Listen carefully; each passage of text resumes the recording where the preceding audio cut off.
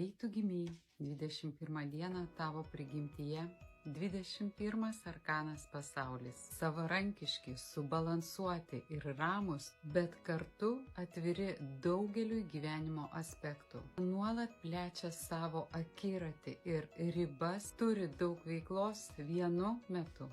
Turi labai gerą intuiciją ir yra intelektualai. Savo gyvenime gali pasiekti visko, ko nori. Tačiau jų norai yra nesuprantami kitiems. Visuomenėje jie išsiskiria pasitikėjimu, ramiu požiūriu į žmones ir viską, kas vyksta aplinkui. Nors yra geri patarėjai, niekada neprimeta savo patarimų kitiems. Turi daugybę talentų tiek kūrybos, tiek mokslo srityse, lengvai mokosi užsienio kalbų ir tampa poliglotais. Niekada neatsisakys moralinės pagalbos ar paramos, bet ir patys to nesiūlys, jei jų nepaprašys.